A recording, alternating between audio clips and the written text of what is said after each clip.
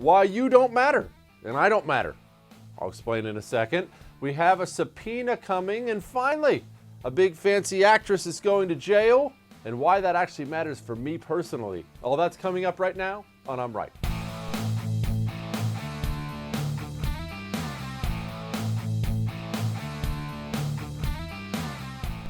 Is Donald Trump going to get reelected? I get asked this question all the time. People send me emails, friends, family, my neighbors will stop me on the sidewalk. Is Donald Trump going to get reelected? What's the status of Trump's reelection? Hey, Jesse, what's going to happen? And I'm about to give you something right between the eyes, all right? You ready for this? I'm not sure he is. Now, hold on. Before you turn off the television sets, before you go get your MAGA pom-poms and beat me over the face on your television set, just let me explain for a second. Let me explain. We try to do this thing. People who are into politics, I mean. You, me, we do this thing where we think the people who decide elections are you and me. That's human nature. We're all self-important, aren't we? I mean, me a little bit more than you, but we all think we're pretty special. I've got this thing wrapped up. Here's the truth of the matter. You and me, we know who we're going to vote for. That crazy liberal loon in San Francisco, he already knows who he's going to vote for. All the 95% of the Democrats in D.C., they know who they're going to vote for. The right-wing conservatives in Texas know who they're going to vote for. There is very little undecided about the election that's coming in November. You know what actually matters? Rust Belt swing voters. Well, not only Rust Belt, but swing voters. Voters in swing states. Those purple states, Pennsylvania, Ohio, Michigan, Wisconsin, Arizona, North Carolina, Florida, the states that could go either way, those are the only states that matter in an election. Because look, we all know Texas is going to go Trump. We all know Cali's going to go Biden. We know this. We know. Those states. Now, all right, we know which states matter. I'm just giving it to you straight here. It's the voters in those states that, what's a nice way to put this, aren't well informed, aren't that politically involved. I'm not insulting anybody's intelligence, but understand, 50,000, that's the number of votes that decided Donald Trump is going to be our next president of the United States of America. 50,000 votes spread over those swing states. That's the reason we don't have President Hillary Clinton. That's it. And here's the thing that's really going to blow your mind when you think about it. Those 50,000 people, they voted for Barack Obama in the previous two elections. Wild, right? Crazy to think about that there are people out there like that. I like that Obama. He sounds nice. You know, universal health care, definitely smart. Oh, Donald Trump, he seems like he's got it figured out. I like the fact we're going to cut regulations. I understand that's wild that that's the same person, but that's the same person. And that person decides elections. That person is the one who decides elections. And that person doesn't vote on what you vote on. That person doesn't vote on what I vote on. That person doesn't get home every single night and turn on I'm Right and figure out what the news of the day is. That person doesn't, get on the internet the first thing in the morning and check out the headlines. Oh my gosh, did you see this about the taxes? Honey, did you see the spending? That person doesn't do the things you and I do. That person does the big things. Maybe they're too busy. Maybe they don't care. Maybe they're just there to drive us crazy. But the point is, that person votes on whether or not they have a job. That person votes on things like the economy. Things seem like they're going all right. I'll just vote for Trump again. Ooh, things seem bad. I'll vote for the other guy this time. That person is going to decide the day before or day of who they're going to vote for. I know that sounds absolutely insane to you, and it is insane. It's insane to me, but it's also the truth. And what's the economy going to look like in November? You can do that thing I know you're doing right now. It's the Democrats' fault. The Democrats won't reopen the state. That witch in Michigan just extended her lockdown. All that stuff's true. I'm not arguing with you. Do you know that voter I just described to you who decides the next election? Here, I'm about to really blow your mind. Ready for this? They have no idea who the governor of Michigan is. None. Unless they live in the state, they couldn't name for you the governor of Michigan. You can get mad at her all you want. You can get mad at the governor of California, mad at the governor of New York, and all those things are true. I'm not saying you're wrong. The voter who's going to decide the next election votes on the 30,000-foot things, the things you don't know about, the things that you've passed that a long time ago. Well, yeah, I know about this, but now I'm breaking down this and breaking down that and breaking down that. That person doesn't vote that way. And the truth is this. This is an economic disaster. An economic disaster. And that person in November is going to be walking into the voting booth during an economic disaster. They are. And don't do this thing where, no, it's going to turn right around. Buddy, we already have the numbers out. We've lost over 100,000 small businesses permanently. This isn't turning right around. And because of so many of the idiotic things our government has done, including that stupid CARES Act that everybody cheered about, all we did was kick the can down the road a little bit on so many things. We pushed a lot of this pain down the road. If everybody opened up right now, there's still more pain coming than we've experienced yet. All we did was push it down. You know that beer you've had before? When you were young and stupid, you wake up, you had too many the night before. Oh, man. You know what? Get me a beer, Charlie. That'll clear this hangover up. And then you wake up the next day and you actually feel like you're dying from Ebola virus. That's all we've done. Little hair of the dog. We'll be fine. Pass some stimulus money. No big deal. Oh, we got pain coming. Oh, you think I'm lying? Here's the new Quinnipiac University poll. I can't believe I actually said Quinnipiac right out of the gates. Biden holds 11-point lead as Trump approval on coronavirus dips. Yeah, that's bad. Don't do that thing you're doing. Oh, you can't trust polls. Yes, most polls are wrong. Quinnipiac is a legitimate poll, and it's not 11 points wrong. It's not. Another one. Doctors are writing to Trump. Now, this is going to matter. Calling for an end to the lockdowns. Listen to this. Quote, we write you today to express our alarm over the exponentially growing negative health consequences of the national shutdown. In medical terms, the shutdown was a mass casualty incident. Keeping schools and universities closed is incalculably detrimental for children, teenagers, and young adults for decades to come. The millions of casualties of a continued shutdown will be hiding in plain sight, but they will be called alcoholism, homelessness, suicide, heart attack, stroke, or kidney failure. In use, this will be called financial instability, unemployment, despair, drug addiction, unplanned pregnancies, poverty, and abuse. Because the harm that is diffuse, I went to community college, there are those who hold that it does not exist. We, the undersigned, know otherwise. That's funny. That's a letter from over 500 doctors saying exactly what I told you in the very, very, very beginning of all this. Uneducated idiot me explained exactly that to you. That a depression, an economic downturn like this has more casualties than coronavirus would ever even think about. If those idiotic models everybody used that told you, we're going to lose 2 million Americans from coronavirus, that were, of course, absurdly wrong and stupid, even if they were right, it still wouldn't have been worth locking down the United States of America. This is, without question, the most disastrous decision in the history of the United States of America. And remember that voter I told you about?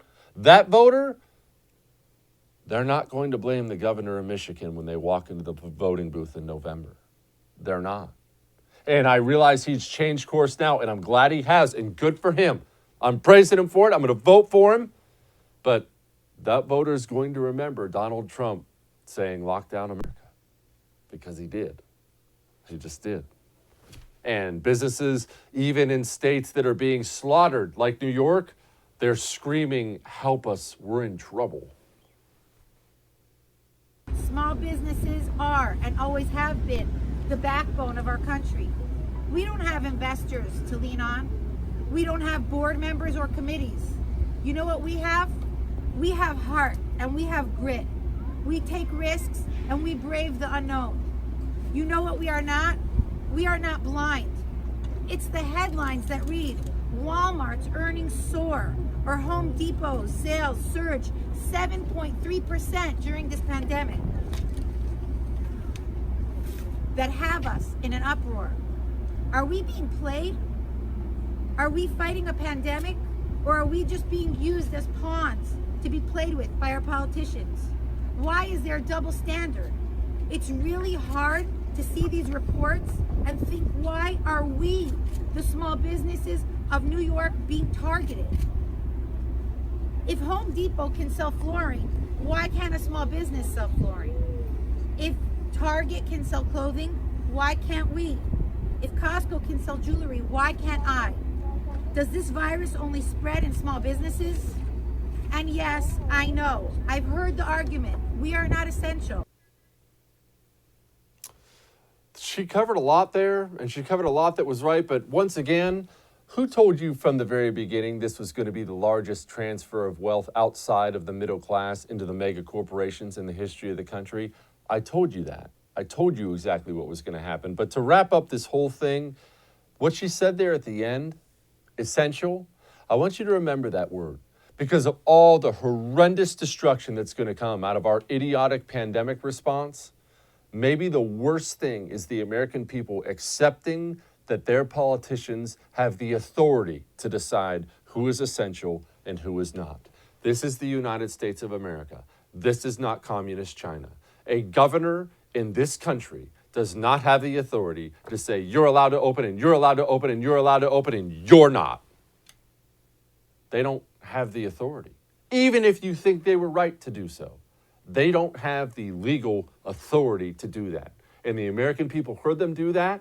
Not you, probably, hopefully. Definitely not me. The American people heard them do that and said, okay, I guess I'll close. Not in this country. All of that may have made you uncomfortable, but I'm right.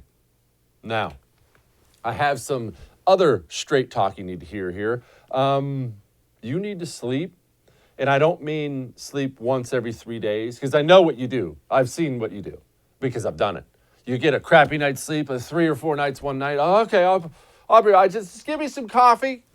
And then the next night you do that again, 3 or 4 hours, and you're like, oh, all right, look, it's fine. I'm really, really exhausted. I basically can hardly function. I drove off the road 4 times on the way home from work. I'm sure tonight I'll sleep. And then you're so wiped out, that night you go to bed and you sleep 7 hours and you wake up thinking, whew, glad I took care of that problem. No, you didn't. You passed the stimulus check for your mind. All you did was kick the problem down the road. You need sleep every night. Go get an ebb sleep. Go to tryebb.com/Jesse. That's tryebb.com/Jesse. Use the promo code Jesse. You get $25 off. We just had a call today of people writing in talking about how much it has changed their sleep. Go find out about it. It's fantastic.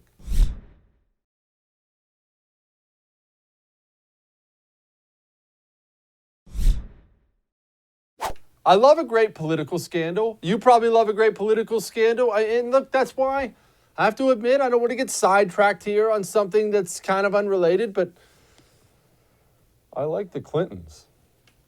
I know what you're saying, Jesse. The Clintons are basically the devil. The Clintons this and the Clintons that and Benghazi and all that. Look, everything you're saying is right. The Clintons are the absolute worst, which is why I miss them. Do you know what makes a great movie? Do you know what makes a great book? I want you to think about right now. What are your top 3 or 4 or 5 favorite movies? What are your favorite books? What do they all have in common? I guarantee it. They all have a great villain. You need a great villain because a villain makes the story, man. A hero is easy. It's tough to be a good villain, and there is no greater villain in the history of American politics, at least not in my lifetime, than the Clintons. The absolute dirtiest, scummiest, blatantly open corruption family. the Clinton Foundation. What is that? While she's Secretary of State, there's a charity that's receiving huge donations from foreign countries that she's dealing with. There's just no way all that's legal. And they don't even really hide it. Well, I mean, we do some good work. It's a charity. That's the best. I love them. I miss the Clintons. So this political scandal has really given me quite a tickle. We'll let Matt Gaetz take it away first. If lies were music, Susan Rice would be Mozart. If I were writing myself an email where 3 times I had to say I did everything by the book, that is certainly more incriminating than it is exculpatory. And when you look at Jim Comey, just look at the last 3 tweets from Jim Comey. You have a flower, an attack on the Department of Justice that's probably investigating him, and praise for the removed, disgraced, now former chairman of the Intelligence Committee, Richard Burr. Now, if Rick Grinnell had been the director of national intelligence back in 2017, Jim Comey would probably already be under the jail because the Grinnell disclosures lay bare the coup before the American people. Obama was involved. Biden was involved, Susan Rice was involved, and Jim Comey was set up to be the inside man going from the Obama administration to the Trump administration. And remember all that weird journaling he was doing to try to set the president up on obstruction of justice? Well, now it is exposed, and it's my expectation that finally we could get justice from the investigation that AG Barr is overseeing. It's really bad. All that stuff is really, really bad. But the best part of all this is the email itself. I want you to understand what happened. This is real. This is not something I'm making up. 2 weeks after the meeting, Susan Rice has this meeting. 2 weeks after the meeting, she sits down and types out an email to herself discussing how all the participants in the meeting were absolutely razor sharp and on the up and up.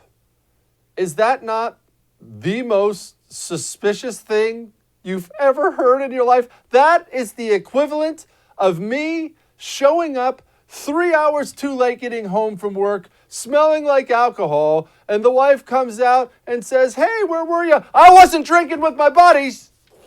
That's the political equivalent of that. What? That you would even ever write an email to yourself is weird. That in and of itself is weird. That you would write an email to yourself 2 weeks after the meeting talking about just how perfect the meeting was is stunning. At least you would think that, you know what? This is why I miss the Clintons. Because at least the Clintons knew how to commit a proper crime. These criminals are unworthy. These are not worthy criminals. Hillary Clinton would have already deleted that email and had somebody killed. I'm kidding. We can make jokes. We can make jokes on the show. All right, what else are we going to do but laugh? But again, these are not good criminals here. You know who else sucks? Chuck Schumer sucks. Here he is. The Republican chairman has convened a hearing that slanders the family of the president's political opponent. Believe it or not, this powerful Senate committee, with broad jurisdiction over so many aspects of the government's response to the ongoing pandemic, is prioritizing yet another attempt to smear Vice President Biden. Yeah. Here's what they're doing, and they do it really, really well. And I'm about to tell you, it's going to work really, really well on enough Republicans that it's going to hurt us getting any traction. They're going to do this thing where they use the FBI to electioneer on their behalf, and then they're going to act as if looking into it is us using the federal government to electioneer on our behalf. Well, you can't go into Biden. That would be wrong. You can't look into Biden. That would be wrong. Joe Biden is as dirty as a rest stop bathroom in Tijuana. Joe Biden has been in politics for 9,000 years. Now, is he Hillary Clinton dirty? No, that's why he's unworthy. But this stuff with Joe Biden's son, it's really bad. This is really, really bad. Again, I'm not going to stop on this. The Ukraine thing, I realize everyone wants us to forget about it, but this Ukraine thing is a big deal. And I think Joe Biden has handled it poorly, and we could have gotten past it by now, but he's, of course, handled it terribly. Getting your son, who has no experience in the field, a $50,000 a month job with a Ukrainian firm that wants to get in good with you as the vice president is a big deal. That's a very big deal because you don't give him that job unless you're getting something back. That's how those things work. Was it access? Was it something worse? I don't know. But you're not giving that idiot Hunter Biden that job unless you're getting something from Joe Biden. And Joe Biden has never been able to offer up a decent explanation for that. Do you remember his explanation? It's actually hilarious when you think about it. His explanation the whole time was a reporter would get in front of him. In the rare case, they asked him a wrong question. And they would ask him, so Joe, can you explain, why Hunter got this job? This looks really bad. And all Joe Biden would say is, well, he never did anything wrong. Nobody said he did anything wrong. Who said he did anything wrong? Wait, what? And the reporter would just sit there dumbfounded, like, what are you talking about? I just said he did something wrong. Everybody said, he never did anything wrong. No one said that. What? That's not an explanation. Again, I miss Hillary. All right, here's Senator Ron Johnson. This particular subpoena, this was actually requested on a bipartisan basis when they delayed the subpoena for Andrei Teleshenko. So people said, well, if you want the Blue Star records, why don't you just subpoena Blue Star? Said, okay, we will.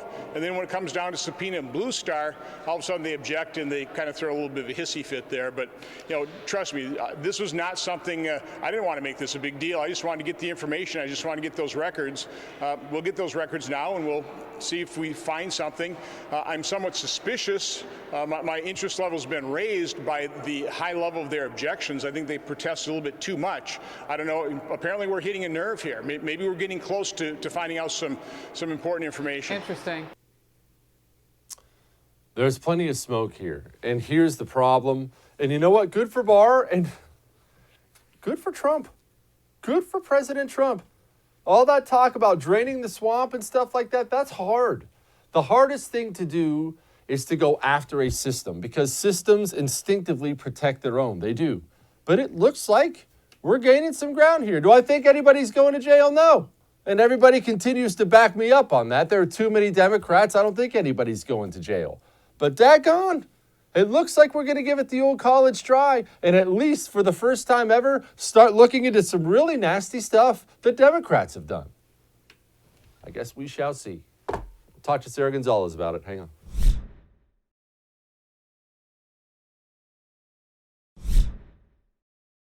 Joining me now from the news and why it matters on Blaze TV, Sarah Gonzalez. Sarah, before you came on, we were coordinating our connections there, and I saw you had your laptop in front of you, and there was some weird sticker on the top of your laptop. Is that some kind of weird hippie free Tibet thing or something? It says free the first. So it's the Free the First Amendment, Jesse. The First Amendment. It's not I understand. Tibet, no. I am a conservative hippie, but I'm not that much of a conservative hippie, so. You're also apparently one of those people that has to make everything political, aren't you? Like you show up at the parties with your MAGA pom-poms and stuff like that? I do. I have a clutch that says Trump 2020 that I wear just when I think I'm going to go to a place where it might piss some people off. Yes, of course. That is the least surprising thing I've ever heard in my life. All right, Sarah. I said that I miss Hillary Clinton. Now, before you yell and scream at me and try to murder me, I miss because they were such good bad guys. Hillary and Bill. They were the best villains in the world. And instead now we're stuck with idiots like Susan Rice, who sent herself emails 2 weeks later talking about what a great job she did and what a great job Obama did. That's not even a worthy crime. These people are unworthy of the Clinton legacy of crime. Yeah, I mean, I guess you have a point. I wouldn't go so far as to say I miss Hillary Clinton, but you do have a point that they're not good bad guys. They leave traces all over the place. Essentially, really, I would also like to point out that the number one thing that made me very, very pessimistic about what happened in the Obama administration was the fact that Obama and Joe Biden went around for years saying, we had a scandal-free administration. By the way, did I mention we had a scandal-free administration? We did have a scandal-free administration. I mean, if that doesn't smell bad, I don't know what does. Oh, you're absolutely right. It has always weirded me out. It really reeked of that guy who, he's the cheerleading coach and he's a little too into being the cheerleading coach in school. And a few years later, it turns out he's just a big, disgusting pig.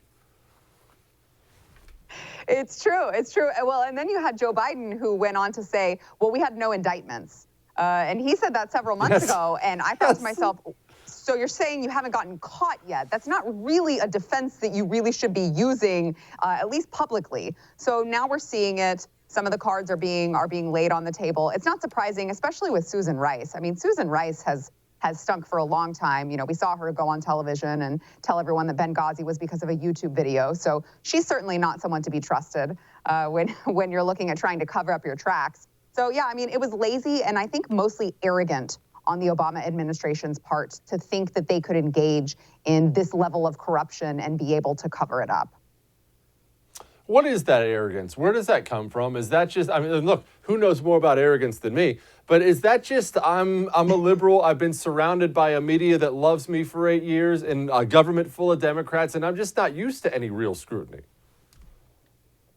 Yeah, I think so. I mean, especially when you're looking at President Obama, you know, he went in there, he was whisked in as, you know, the first African-American president. Everyone treated him like royalty. He did not get pushback from the media, certainly not to any sort of level that comes close to the way that President Trump gets pushback every single day, including for a prescription that he's taking between himself and his doctor. So, you know, you have Obama, who got in this position, who, you know, really was not used to any sort of criticism, any sort of, you know, anyone looking into anything that he did, because everything he touched turned to gold, or so he thought. And I think that is, you know, a lot of the deep state has to do with it, because the deep state was in it for him, as we're seeing now we are seeing come to light more and more with all of the evidence that comes out. The deep state was in it for him. They were working for him specifically, not necessarily the president of the United States or even the United States government as a whole, but just Barack Obama himself. So yeah, I mean, I think that people taught him that he was allowed to get away with whatever he wanted, and this is the result of that. What do you consider the deep state? Do you think, because I have this argument with friends all the time on what they think versus what I think on it. Do you think it is a coordinated thing? I mean, we all know they're Democrats. That's not up for debate. We have the voter registration. There are all a bunch of Democrats in government. Do you think they coordinate, or is it just the fact that you're walking down this road, Sarah, and I'm walking down a parallel road, and eventually we're going to end up at the same thing because we're going the same direction, and it's going to look like we were coordinating the whole time? I think that there is a level of both things happening at the same time. I think when you're looking at, you know, Lisa Page and Peter Strzok, and you're looking at the coordination that happened there, I think that you see partnerships like that, and you realize that there is a certain level of coordination going on. But I also do think that there are a lot of Democrats, a lot of bureaucratic Democrats. They've been in government for, 30, 40 years, and it just so happens that their goals are aligned. And if they get to the end of the road at the same time and they end up in the same place, then so be it. But the fact is that their goals are aligned. So I think that there are a couple different levels, a couple different layers of the deep state going on. And I will say, too, I hope that they come up with a new name other than deep state, because it sounds, they've made it sound so conspiracy theorist to say the term deep state. But if you look at the facts and you look at what we've uncovered in the last 3.5 years, there's nothing else to call it. There's nothing else to say other than, yeah, this was happening. These are people who, instead of taking the president's directives, they decided that they had a better way of doing things. What's a conspiracy theory you believe in? Do you think we really landed on the moon? I do think that we landed on the moon. I'm not a conspiracy theorist there. I was talking to our friend Chad Prather the other day, and we were talking about that we wanted to try and really look into that flat earther theory, because there must be something there. If all of these people seem to latch on to this crazy, ridiculous theory, maybe there's something that we're missing. We need to actually do some research into it and see. But I will say, really quickly, conspiracy theory that I do believe in. I'm not an anti-vax, but the way that they're pushing this vaccine that has not even been developed yet when it comes to coronavirus, that barely even affects any of the population, it kind of makes you wonder what's going on over there. I'm so glad someone else said it. I didn't want to say anything because I'll tell you what, everybody thinks I love controversy and that I get off on it. I mean, and that's kind of true. These vaccine people are crazy, and there are anti-vaccine people who are crazy, and pro-vaccine people are crazy. And look, I vaccine my kids because I don't have a great role in their lives or really care what happens to them. But the truth of the matter is, it is a little creepy how much they're pushing a vaccine for a virus with a 99.99% survival rate. We're not dealing with freaking polio here. It's it's not that bad. It's true. It's true. And that's all I'm saying is, it gives you a newfound respect for the people who have been anti-vaccine this whole time. It makes you go, okay, maybe they had something there. Maybe there is something to what they've been saying this whole time. It definitely makes you wonder about it. And I don't care if I get pushed back on. I'm just going to go ahead and come out and say it. Noted conspiracy theorist Sarah Gonzalez. All right, Joe Biden, I have this theory on the Hunter Biden stuff. Everybody agrees there is no good explanation for your son getting a $50,000 a month gig to sit on a board for a job he has no experience in while you're vice president. Everybody knows that's bad. I mean, you can lie about it all day long. It's bad. I say that he made a big mistake, and he's been making a big mistake, especially now that they're looking into it again. He should have just come right out away and said, come out right away. I went to community college. He should have come out right away and just said, yeah, that wasn't good. My son's kind of an idiot. I wanted him to get a $50,000 a month job. They did it to get close to me. I admit, I wish I hadn't done that. And I think it would have all gone away in about 24 hours, Sarah. Instead, he's operated under this bizarre, I didn't do anything wrong. Hunter didn't do anything wrong thing. And it comes off bad. Yeah, I completely agree with you, especially when you're looking at a mainstream media that's their primary role, isn't it these days? It's their essential role to cover for all of the Democrat leaders. So it would be very easy for Joe Biden to explain it away, just kind of say, look, I shouldn't have done it. I was trying to look out for my son. Can't every father relate to just trying to look out for his son? I think he even has a chance to get some credibility there. I think he even has a chance to get some people who actually have some empathy for his position. And instead, he's just making it, like you said, worse and worse for himself the more he comes out and talks about it. I will say, I do feel bad for him in the sense that it must be hard to have such a screw up as a son and be in the public eye and have to stand out there and defend all of these actions and try to, tackle all of these questions that are being thrown at you on why your son has a crack problem and why your son impregnated a stripper. It's got to be really tough for the guy. Unfortunately, I do think that he's taking the wrong route in just becoming defensive about it when he really has an opportunity, I think, to gain some empathy from the American people. Sounds like Hunter Biden is just living his life, Sarah. Living his life. This is America, baby. Sarah Gonzalez, host of the news and why it matters on Blaze TV. I'll talk to you. All right, thanks. All right, we got more. Hang on.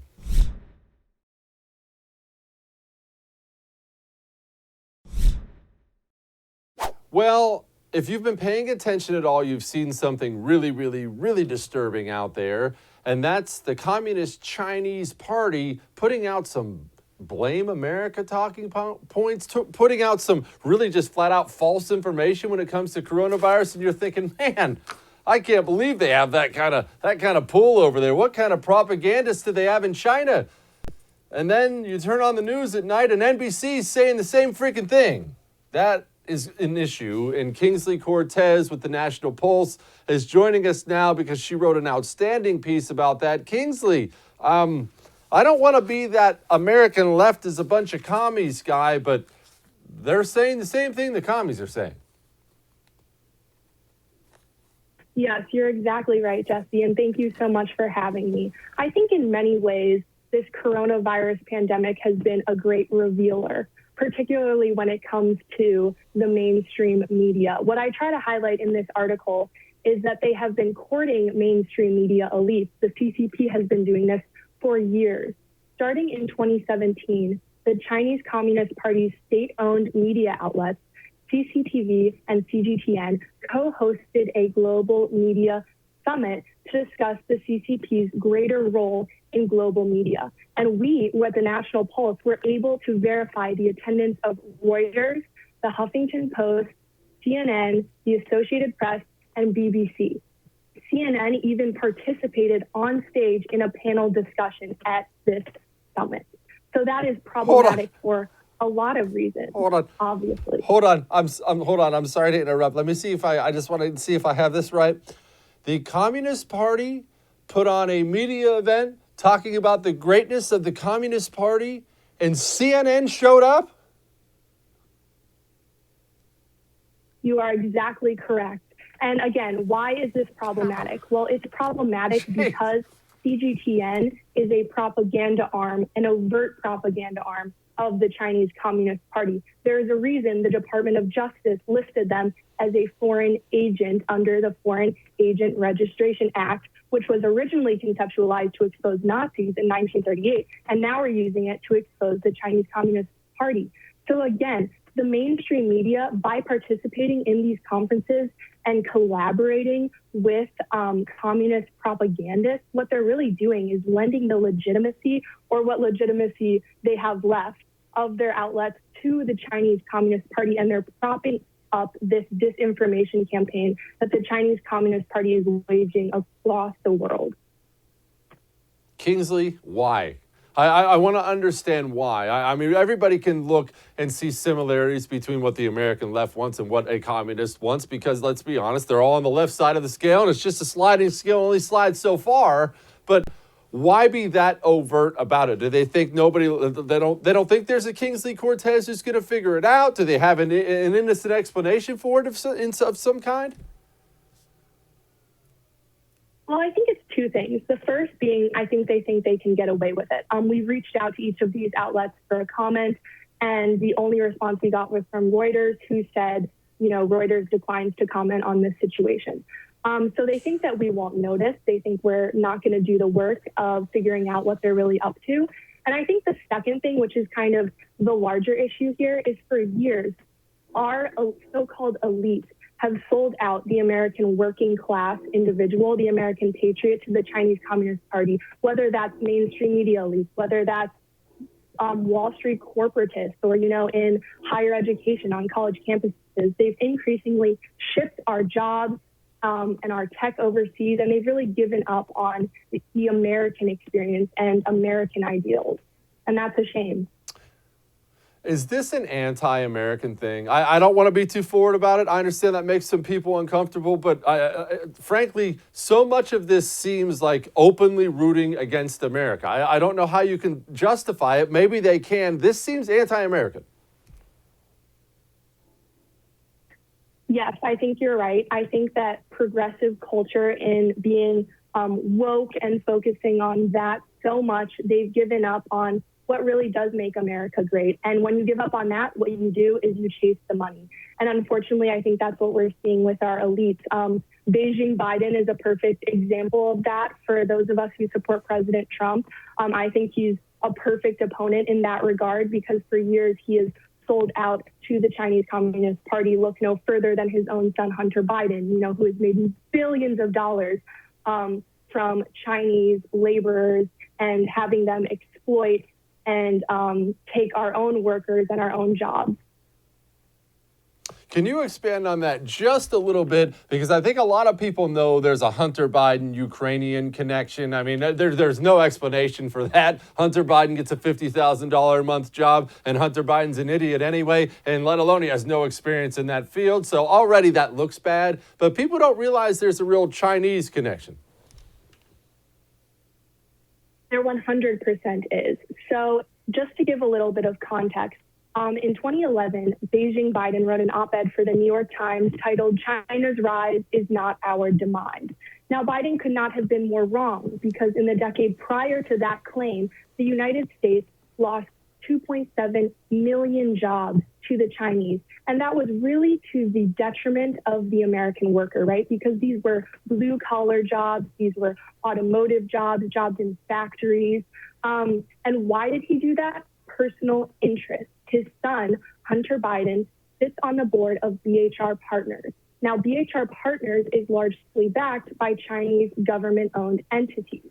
And he is one of 9 members on that board, and he has made billions of dollars on that board. And they've been particularly active when it comes to automotive takeovers, for example, Hennings Automotive. And as far as we know, Hunter Biden has still not stepped down from this board. So again, that goes back to the globalist elites, whether that's on Wall Street, whether that's in Washington, or whether that's in the media. They are hell-bent on aiding the Chinese Communist Party. And unfortunately, in doing so, they are selling out the American worker and American ideals. So this sounds like, to hear you talk about it, this sounds like it goes beyond just an anti-Trump, anti-Republican thing. Oh, well, let's just join with China right now because they're against Trump and we're against Trump, and then we'll go back to it. They really genuinely love China. I think they do. I think, China was trendy for a long time. I can speak to this being on a college campus. Learning Mandarin when I was growing up as a young person was incredibly trendy, and it was, pushed by Hollywood and by progressive outlets. And in addition to that, I think that, we see these Confucius institutes that started to permeate into our curriculum. So I think from a young age, too, how the left is going to try to sustain this kind of positive Chinese view is with education and with indoctrinating young people. On that note, though, I do think that if any blessing comes from this horrible, horrible virus, it will be us totally and completely rejecting the Chinese Communist Party and calling them out for the authoritarian regime that they truly are. And the media needs to step out from behind China's Great Firewall, stop participating in these conferences, stop promoting this globalist Chinese, we can all grow together propaganda, because that is not true. China is hell-bent on supremacy. They want to reign. So we need to realize that, have them step out from behind this Great Firewall and totally and utterly condemn China. I can't believe Kingsley Cortez was on a college campus learning Mandarin while I was failing Algebra 101 on a community college. Kingsley, thank you so much for joining us tonight. Thank you so much for having All me. right. We got a lot more show. Hang on.